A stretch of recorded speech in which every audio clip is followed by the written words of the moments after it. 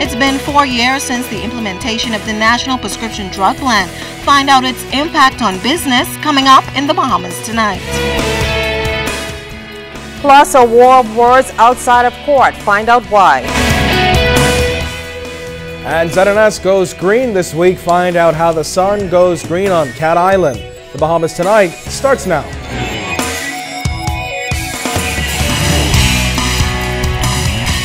Now in HD.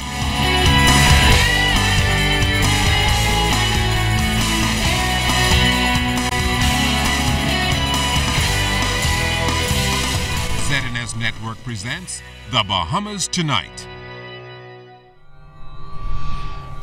This portion of the news brought to you by BTC Every Day. Some pharmacists calling the prescription drug plan a hard pill to swallow. Good evening, I'm Opal Roach. And I'm Candido Knowles. Thanks so much for tuning in. Well, it's been 4 years since the National Prescription Drug Plan has been implemented, but local pharmacists say it has not come without its fair challenges. And our Janaea Noel Ferguson visited a number of pharmacies today, and she tells us that operators are hoping that the kinks are ironed out before the big health plan rolls in. Some stakeholders believe the National Prescription Drug Plan is not working out the way it was intended. The plan was supposed to bring in customers by the dozens, those who would qualify for free meds while using their local pharmacy, and those who are already covered by a private insurer would still pay their copay. But that has not been the case for many. The government allowed people who already have coverage, who already could have gotten free medicines from the clinic, were given these free service cards. But all in all, the plan has impacted our business because, of course, we're not able to make what we were making before. This is a free plan. There's no cost to them, so they bring no money in their wallets. And so when they come, there's very few of them that may pick up one or two items out front. So what they envision happening is not happening. Now, several local operators say they're still grappling with the financial impact the plan has had on business. We lost about almost $500,000. Probably had about 70% cash paying customers, 30% third party. It's the reverse, and we're seeing that about 52% of our sales is from third party, which includes NIB, and only 48% is cash. Now, local pharmacists say one of the challenges with the National Prescription Drug Plan is the fact that many prescribed medications that are under the plan are now not covered by insurance companies. Because the drug plan only pays out so much money for these drugs. And so for pharmacies, we're at a place where now we are trying to keep the little customers that we do have. Because if they're being forced to use the plan, then persons may not necessarily see a benefit in it. But the government is paying the claim. Paying the premium, they're paying the claim. And the only person really making the most money from this is the insurance company, because they don't have to pay nothing and they still getting paid.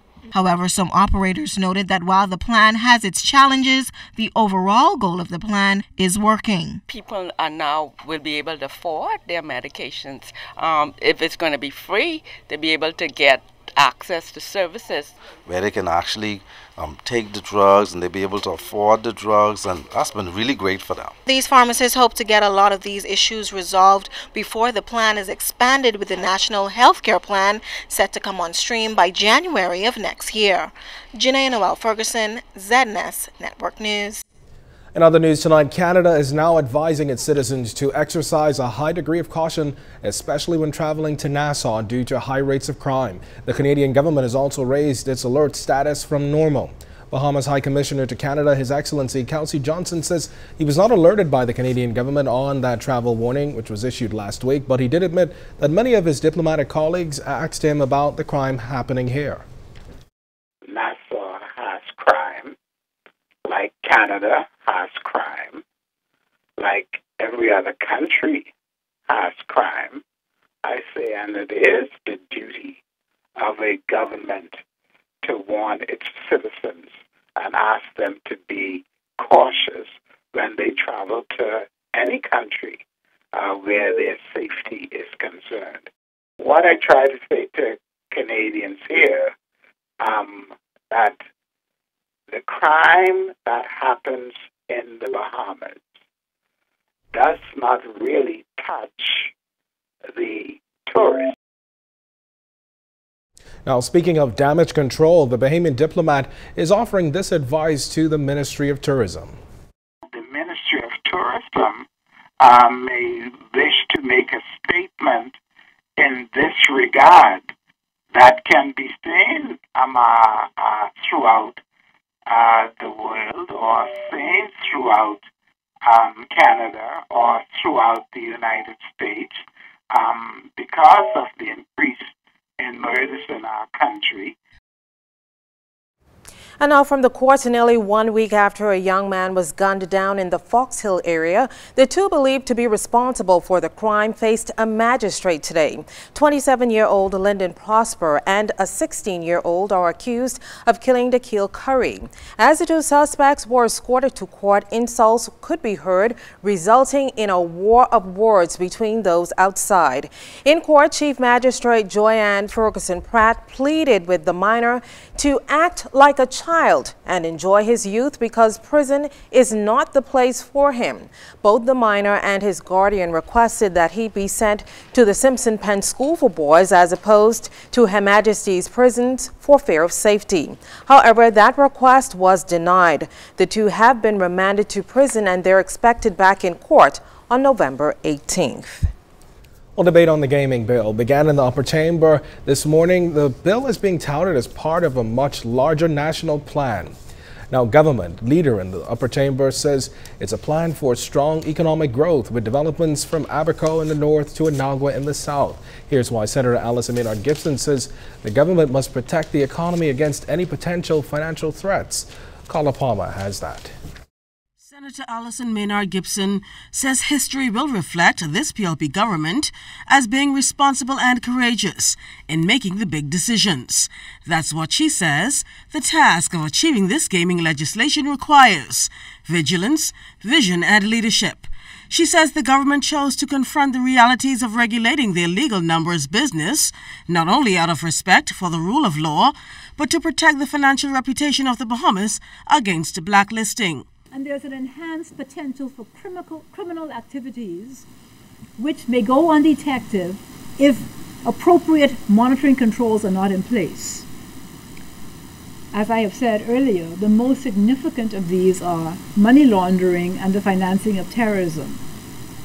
So, Madam President, like other countries around the world, we have given comprehensive attention to ensuring that we achieve sustained compliance with internationally agreed standards designed to guard against criminal activities of this nature. And we intend, this responsible government intends, to adhere to these standards. Senator Keith Bell echoed similar sentiments as he seconded the bill. When we talk about money laundering, a major concern remains for the Bahamas is to ensure that we guard against terrorist financing.